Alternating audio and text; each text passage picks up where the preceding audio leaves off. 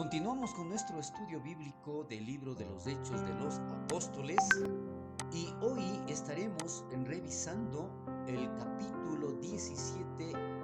Si Dios lo permite, terminaremos hoy con su última parte, en donde estamos refiriéndonos a los versículos 30 y 31, en donde Pablo les decía a los atenienses lo que deben hacer debido a quién es Dios, porque recordemos, Él les presentó a Dios como el creador de todas las cosas.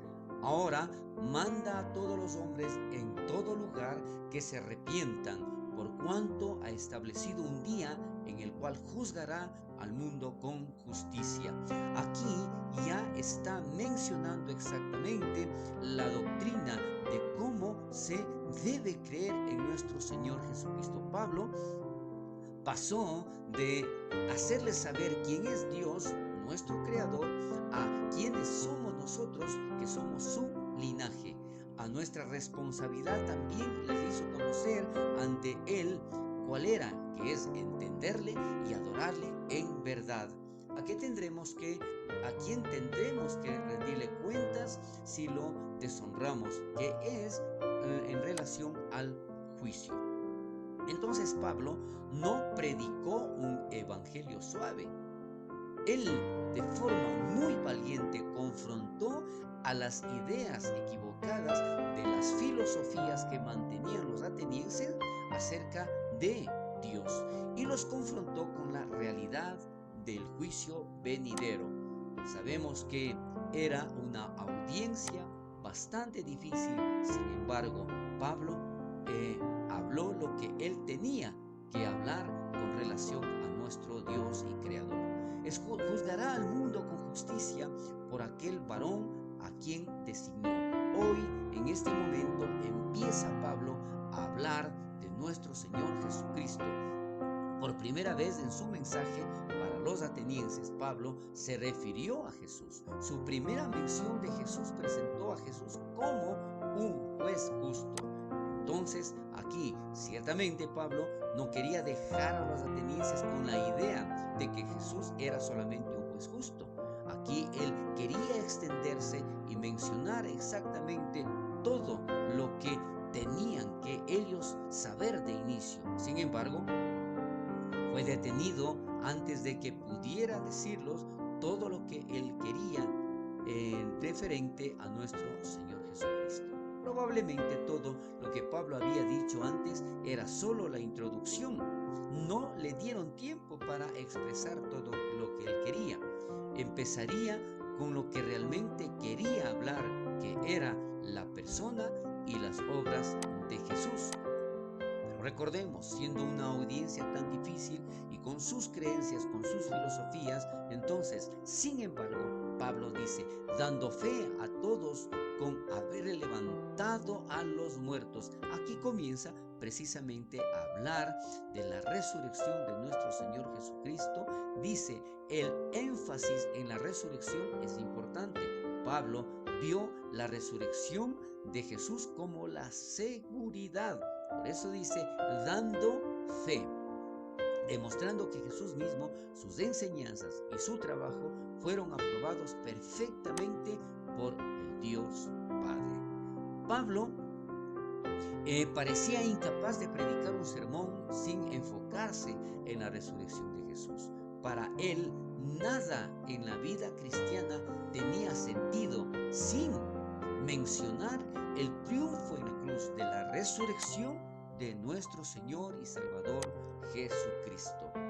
Más adelante, los versículos 32 al 34 se refieren a la reacción de los oyentes en el Areópago. Lamentablemente, aquí nosotros podemos ver que el momento que Pablo comienza a hablar de la resurrección, la reacción de ellos es negativa.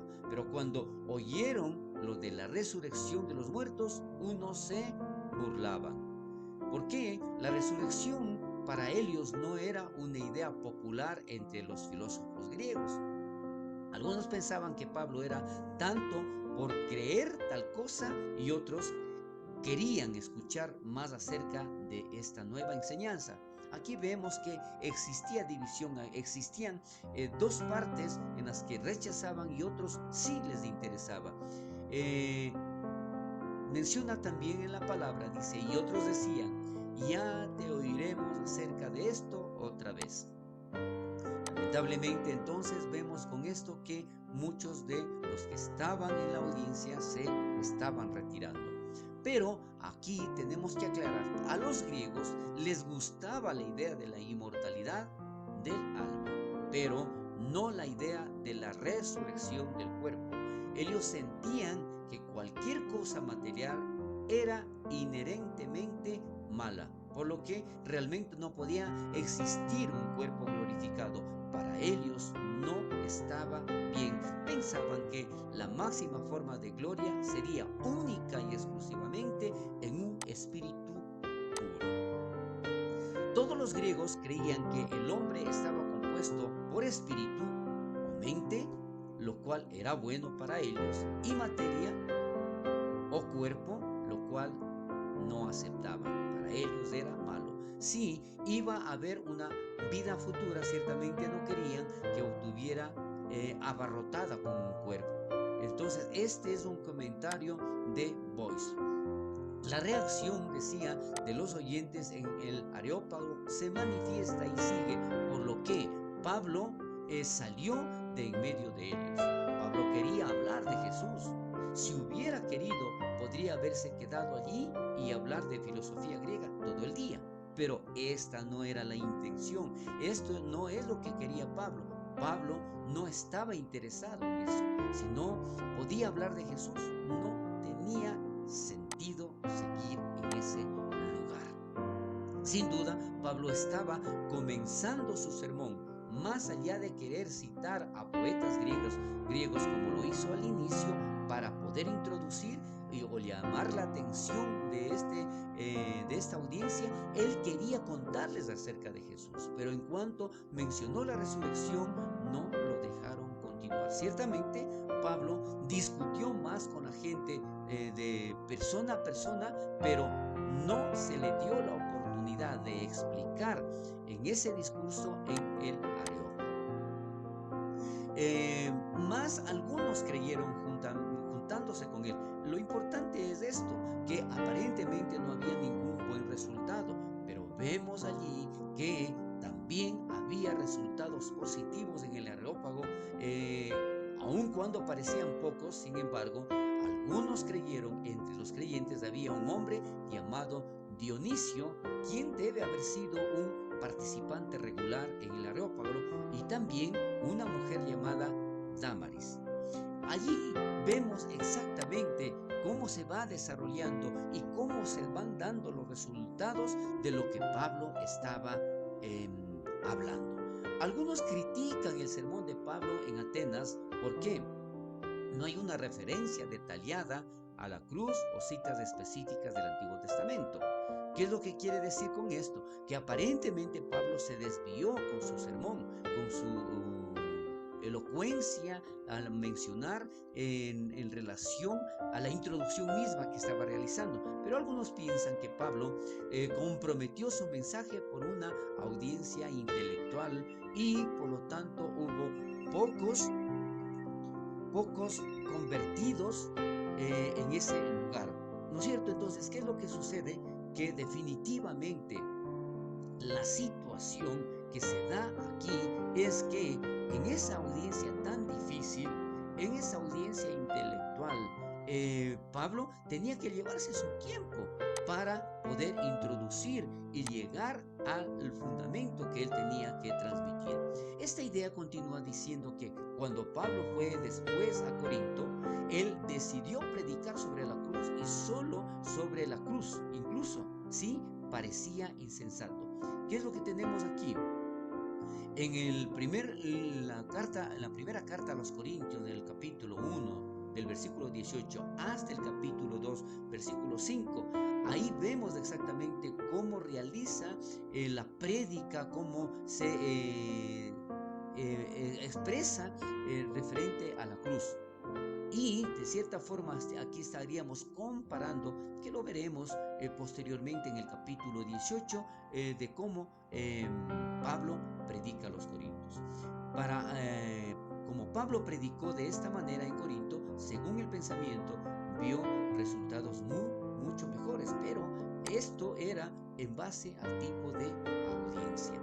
Otro comentarista llamado Ramsay popularizó la teoría de que Pablo se sentía decepcionado por sus escasos, entre paréntesis, escasos resultados en Atenas, y que fue a Corinto predicando el evangelio con un enfoque puro en la cruz y sin ningún intento de explicación filosófica. Aquí vemos entonces nuevamente, ¿no es cierto?, el tipo de audiencia en donde Pablo tiene o puede dirigirse. Sin embargo, el sermón de Pablo aquí era totalmente bíblico. Al igual que la revelación bíblica en sí, su argumento comienza con el Dios creador de todos y termina con el Dios juez de todos.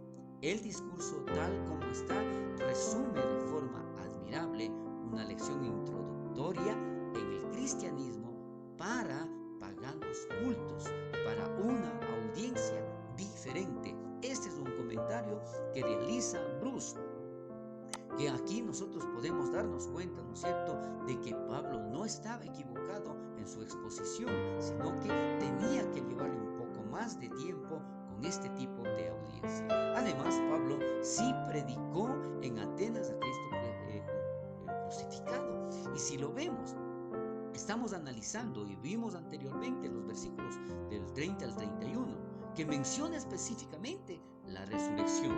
Y para mencionar la resurrección, ¿cómo podría predicar sobre la resurrección sin predicar la cruz que vino antes? Esto es obviamente un breve extracto del discurso de Pablo en el Areópago. Lo que queda registrado toma apenas 2 minutos para decir.